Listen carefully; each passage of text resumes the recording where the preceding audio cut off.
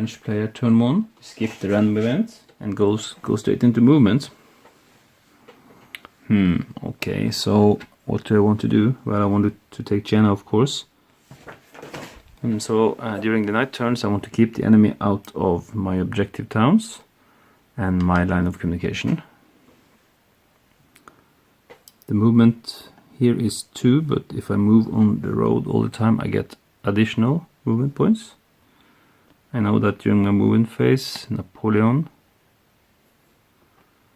will come on together with these 2 units, Guard and Elite.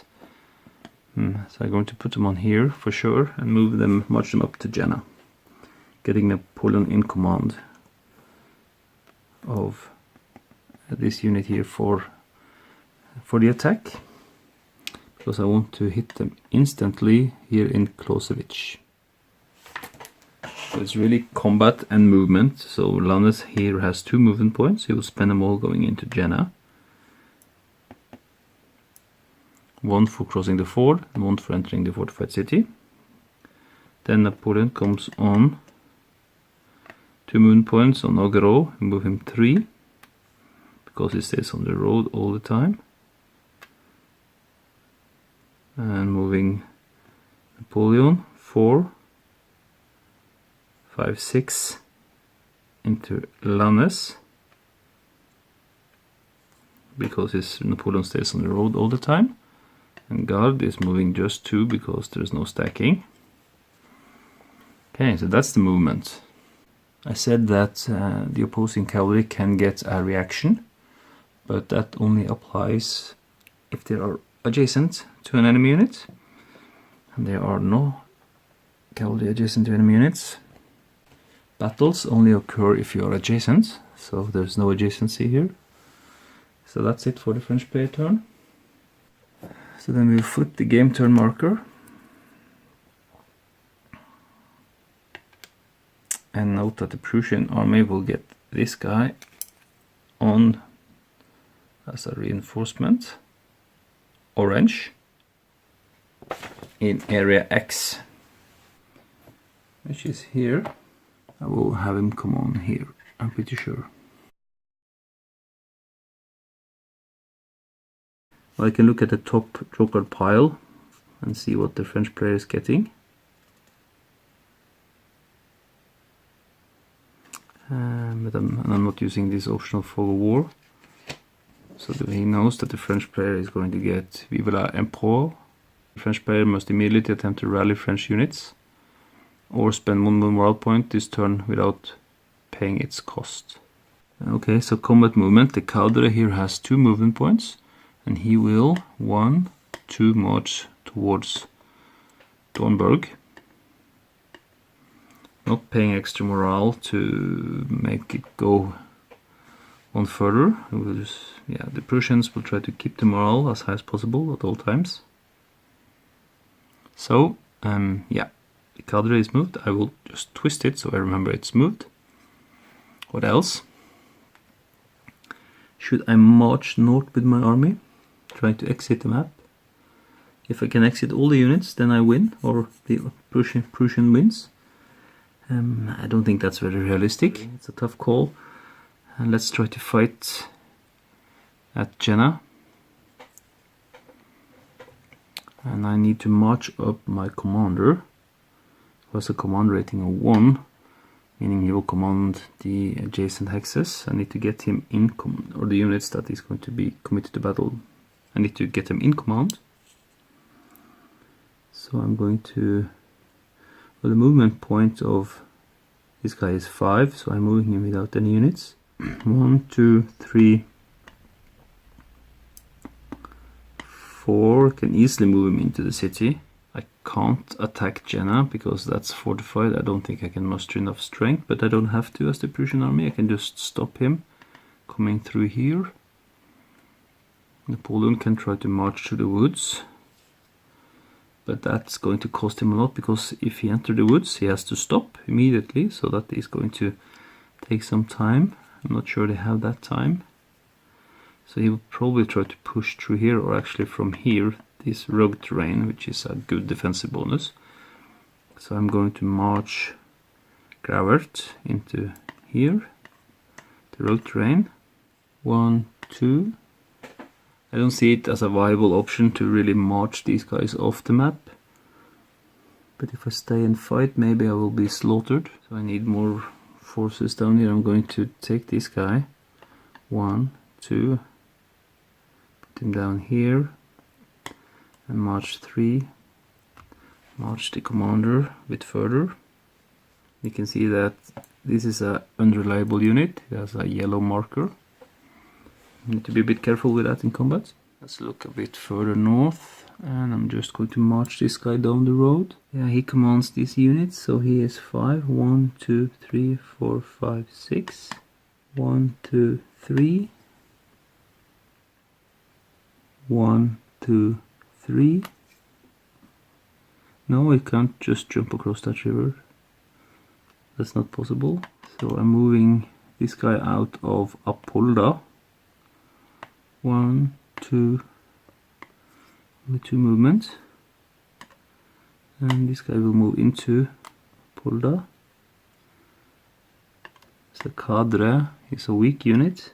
Moving him here, trying to get him on the road. 1, 2, 3. Okay. Yep, I have the reserve cavalry here, which I will 1, 2, 3. I can move through friendly units, but I can't stay there. So now I have a good force here. Movement phase is over, there's no reaction from the French side. Okay, so that's it.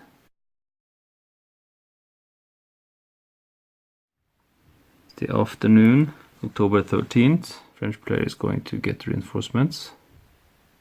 Ney in area B. And the French player, I'm just aligning up here. And the French player takes the random event, which we already know what is. You may immediately attempt to rally French units, but there are no French units that need to rally. Or spend 1 morale point this turn without paying its cost. Alright, so I get a free morale point. I'm going to keep Napoleon in Jena. First I will just reset the Prussian forces. Okay, so let's see, I will leave Napoleon in Jena. And where will I put my units? I wonder if I can get this guy up in the woods. Here, let's see if I can do that. That's going to be 1. Then I have to go up a slope, which is 1 extra.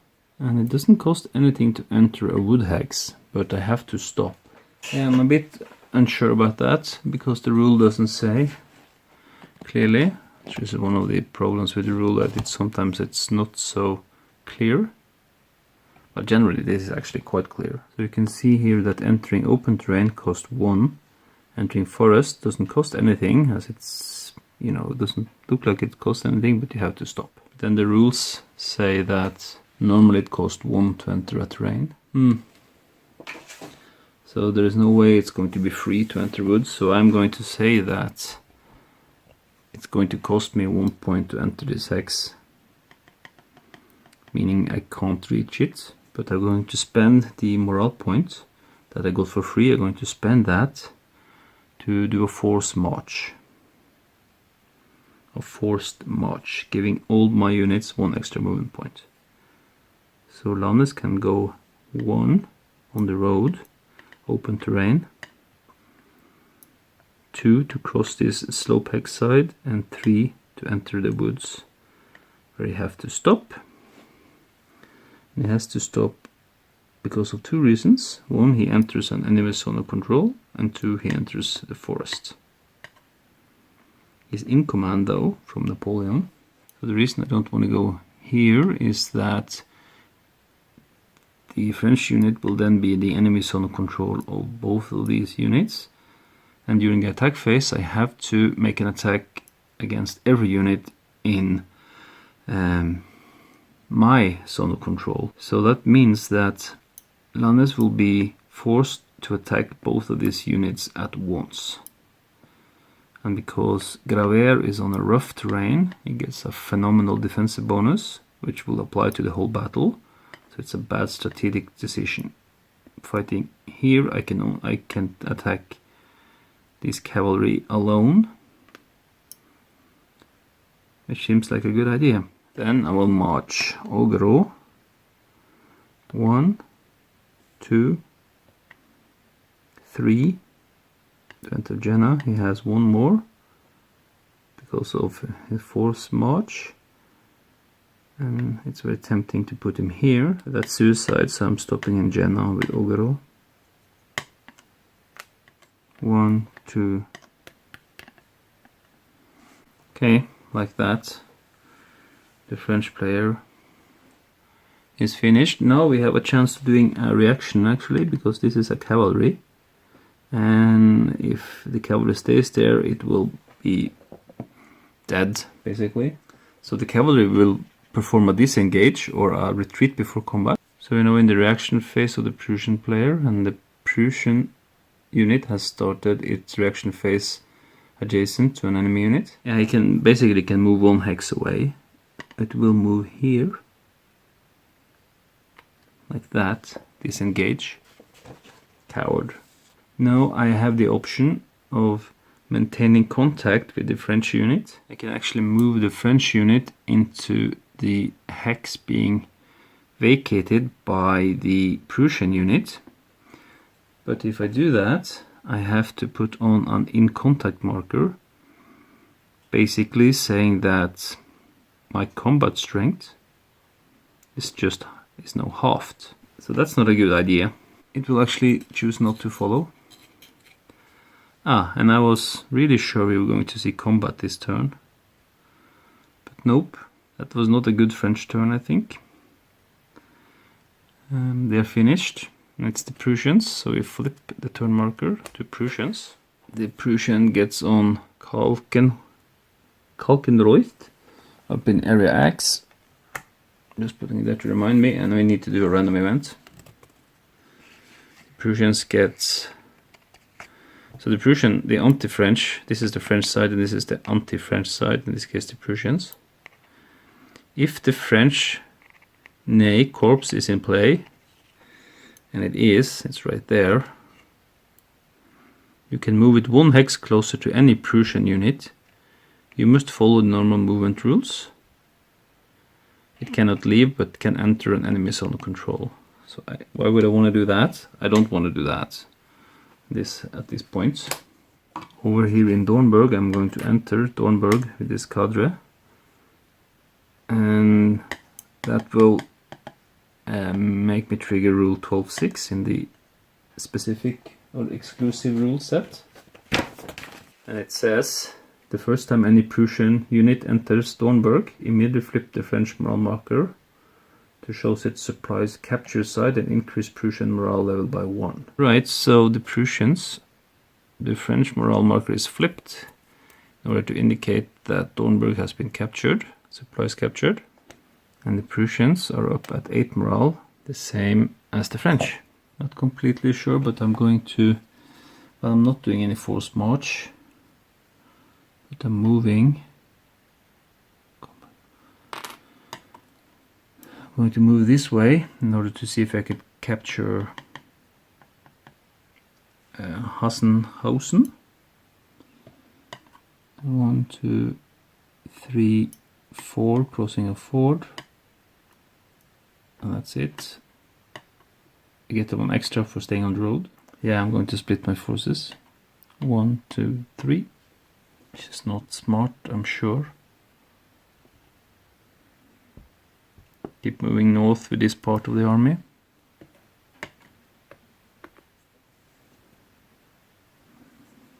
Okay, so I moved all the guys up there.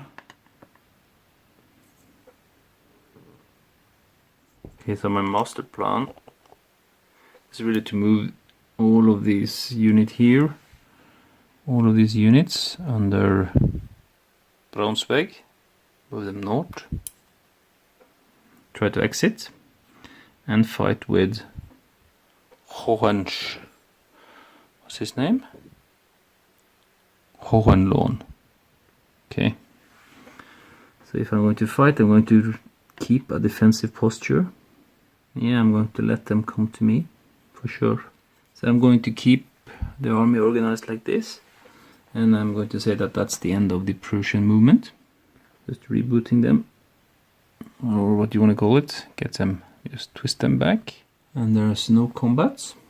So that turn is also over. Yep, we're gonna end now. And I will catch you later with turn 3 and 4 and so forth. See you soon.